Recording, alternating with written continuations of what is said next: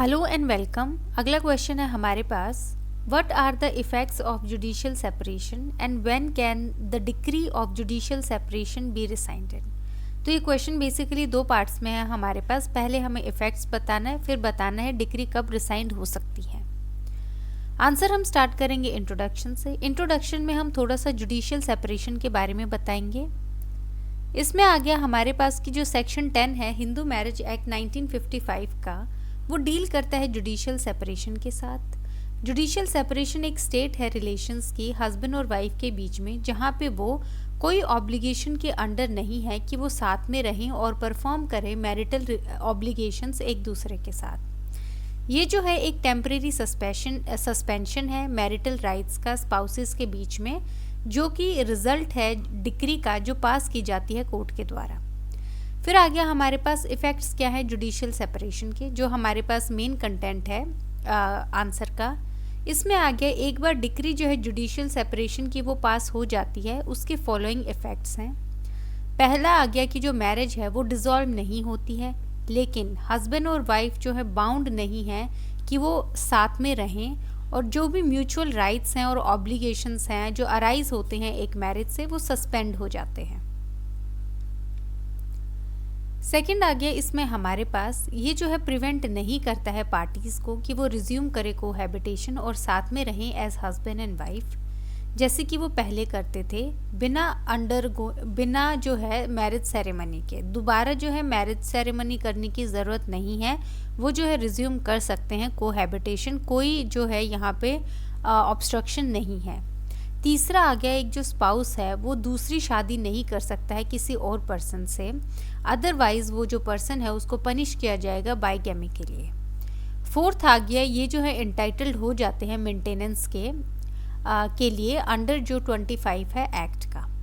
Fifth आ गया, जो wife है वो जो है इंडिपेंडेंट वुमेन होनी चाहिए with respect to property of every description, कि वो जो है जो उसकी प्रॉपर्टी है या उसका कोई भी चीज़ है वो जो है इंडिपेंडेंट होगी, एज इन जो उससे रिलेटेड प्रॉपर्टी है, कोई म्यूचुअल ऑब्लिगेशन नहीं है रिलेटेड टू मटेरियल जो हमारे पास चीज़ें हैं। फिर आ गया हमारे पास रिसाइंडिंग द डिक्री। इसमें आ गया हमारे पास सेक्शन 10 क्लोज 2 जो है हमारे पास, वो जो है प्रोवाइड करता है कि जो कोर्ट है वो एप्लीकेशन पे पटिशन के द्वारा जो दी गई है पार्टी की, और अगर कोर्ट सेटिस्फाइड है जो ट्रुथ हैं स्टेटमेंट्स की जो दी गई हैं, वो रिसाइन कर सकता है डिक्री अगर कंसिडर करता है जस्ट और रीजनेबल ऐसा करना। फॉलोइंग जो है हमारे पास कुछ सर्कमस्टांसेस हैं जहाँ पे डिक्री जो है सेक्शन 10 के अंडर वो जो है रिसाइंड की जा सकती है। पहला आ गया, अगर डिक्री जो है वो पास की गई है एक्स पार्टे और जो स्पाउस है वो शो कर देता है रीजनेबल एक्सक्यूज़ अपने एब्सेंट होने का, या फिर जो अलेज्ड जो डिजर्शन जो प्लीड किया होगा एक पार्टी ने उसका अगर वो रीजनेबल कॉज दे देता है, तो यहाँ पे जो है डिक्री रिसाइंड हो जाएगी।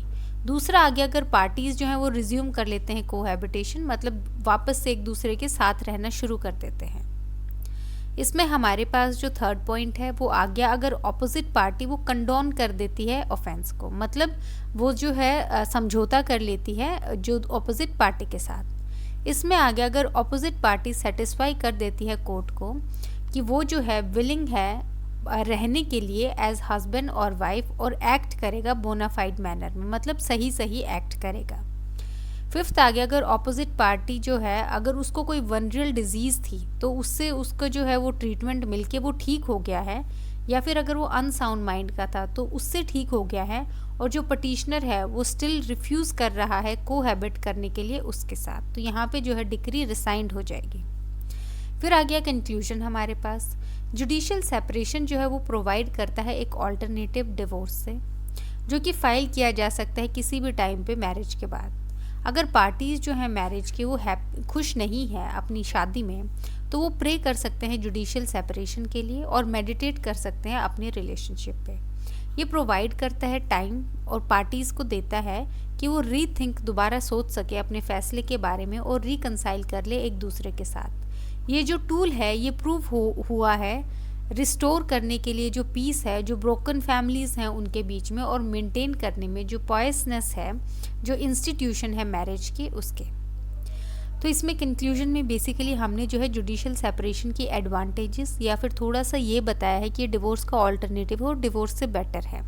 तो यहाँ पे हमने जो है पॉजिटिव नोट पे जो है इस क्वेश्चन को एंड किया है।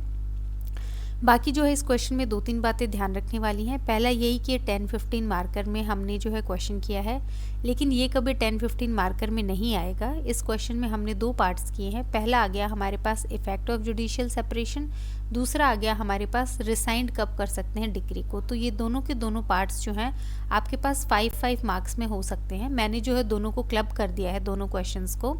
इसमें अगर इफेक्ट आता है आपके पास तो आप इसका इंट्रो सेम रखेंगे, आप उसके बाद इफेक्ट्स बताएंगे जुडिशियल सेपरेशन के और उसके बाद जो है कंक्लूजन लिखेंगे। सिमिलरली रिसाइंड जब आ गया कि रिसाइंड कब हो सकती है डिक्री, इसमें आप इंट्रो लिखेंगे सेम, उसके बाद बताएंगे कि कब रिसाइंड हो सकती है डिक्री और उसके बाद जो है आप कंक्लूजन लिखेंगे। तो ये बेसिकली हमारे पास 2 अलग अलग क्वेश्चंस हैं जिनका इंट्रो और कंक्लूजन सेम होगा, लेकिन जो मेन मटेरियल है आपके पास वो जो है डिफरेंट होगा और ये जो है 5 मार्क्स में ही आ सकता है, क्योंकि इसमें एज सच कोई ज़्यादा कंटेंट नहीं है, ना ही कोई केस लॉज हैं, ना ही रिसेंट केस लॉज हैं जो सपोर्ट करते हैं। ये थियोरेटिकल क्वेश्चन है और ये ऐसे ही पूछा जाता है। बाकी जो है इन क्वेश्चंस में जो है हमने सब कुछ इंक्लूड कर लिया है। So thank you.